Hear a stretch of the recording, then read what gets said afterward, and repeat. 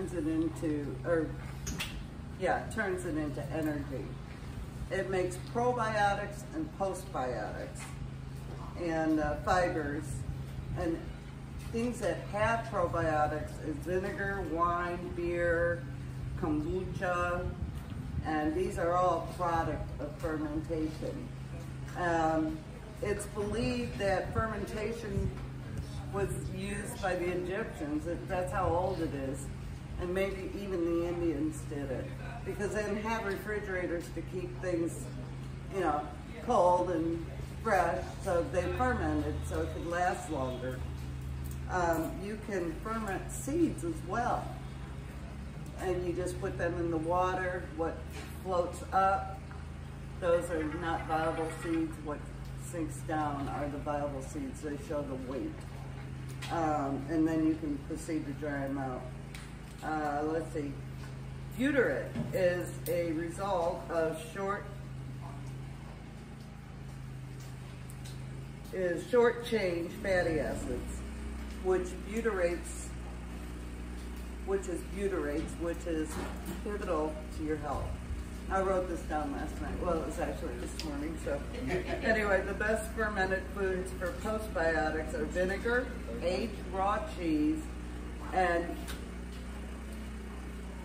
what do you think the other thing? It's a meat. What do you think might be a meat that's fermented? This blew my mind. Pork. Is it really? Pork, beef, and lamb. There's a fellow named James Beard, and he does that. And this information came off of the Dr. Gundry podcast on YouTube. And I was, like I said, I was just sort of geeking out over it this morning, and I thought it was good information to share. So the reason a lot of people ferment is because it's high in probiotics. And the most common mistake people make when they ferment is they eat too much. Now, it's for your gut health, right? So the last thing you want to do is eat too much and then make your gut sick. So when you eat this, eat it a couple, maybe a tablespoon, a heaping tablespoon, and then the next, a couple days later or whatever, you could eat 2. Just introduce it to your body slowly, because it's your body's adjusting to the healthiness of the food. And if you think about it, sometimes we don't eat very healthy, even if we think we are. Certain foods affect our gut, right? So what I'm doing right now, I've already put 4 teaspoons of Redmond's real salt. That's what I use. You can use Himalayan salt, you can use sea salt. It has to be a non-iodized salt. Excuse me. What is iodized salt? Why can't you use it? It could cut into, I think it can, it affects the fermentation process. I don't know exactly why. Honestly, that's a great question. I should have looked at it. Yeah, I think it interferes with it. Iodine kills bacteria. Huh? Iodine kills bacteria. Yeah. Oh, Okay. yes. Thank you. Canning salt would work too, won't it? Oh, yeah, you can use the canning salt, a kosher salt, and you can buy these little kits, the mason tubs. I got these in a kit, and the little, I call them little air relief valves, but there's I love them, yeah. So a couple things I want to go over. When you're using water, do not use city water. It's got chlorine, and it will ruin your fermentation. For a quart, you're going to put 4 teaspoons or 2 tablespoons of salt in a pint jar, because once you have it filled with your product, it won't take a whole full in here.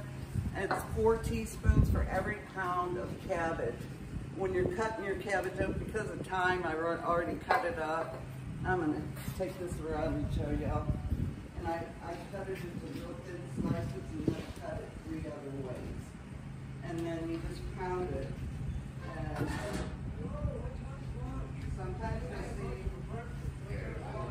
the liquid mine's not forming yet. You probably got something. So that's how you cut it. And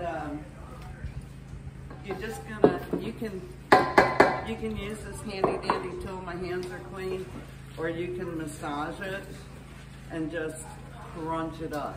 I put carrots in here. I normally don't, but I had some of those fermented carrots that I just ground up, and I thought that'd be a different change to have in there. So when you do it this way, I can already see the salt release in the juices. So it works a little better. And don't worry if you don't get a lot of juice out of it, you have your brine. So, okay, so the next thing we're gonna do, I don't have enough juice in here, but it's sat long enough.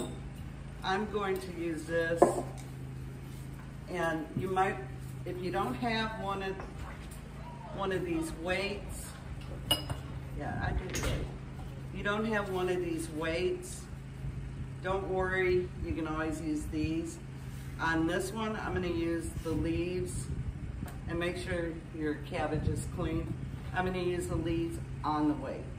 And what that does is assure that your product is under the brine and stays under the brine.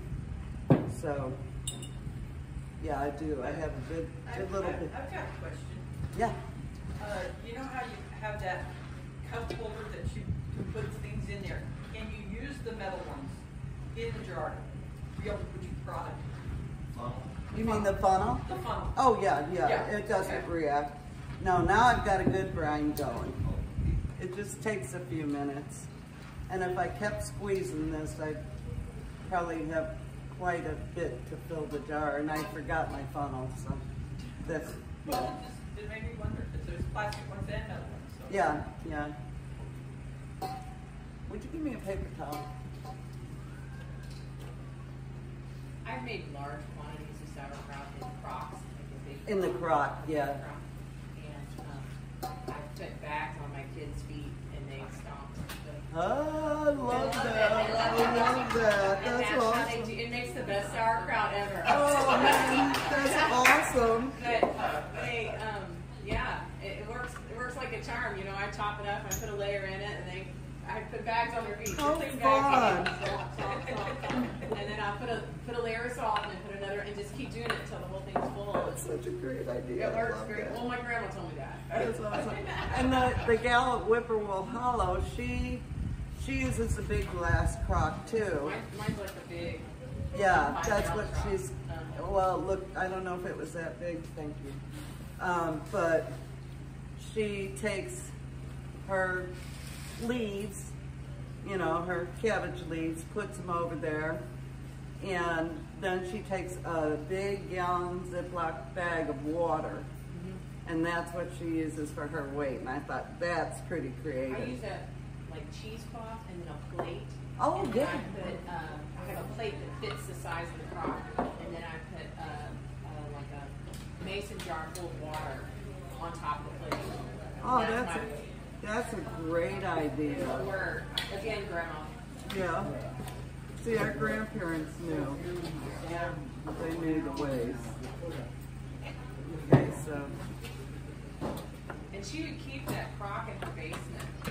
And then whenever they wanted sauerkraut, she would just go down there and scoop it out. And it like all winter like that. Yeah. I have wood heat, and so I can't do that. But Yeah. Well, we do too, but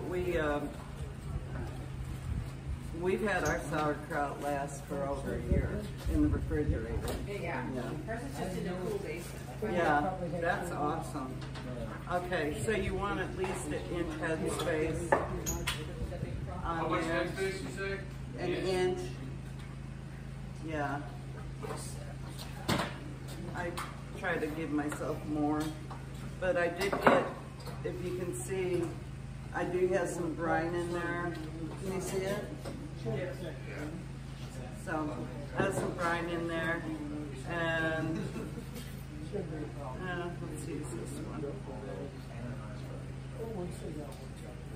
I like that piece. And I'm just gonna put this on top. And honestly, it's not really, oh, forgot. Brine. So what you're gonna do is pour your brine in there. And I brought my wooden spoon. You can use a chopstick, a stick, anything that you want to break that up and get the air bubbles out. Looks like it's already starting to ferment, but it's not.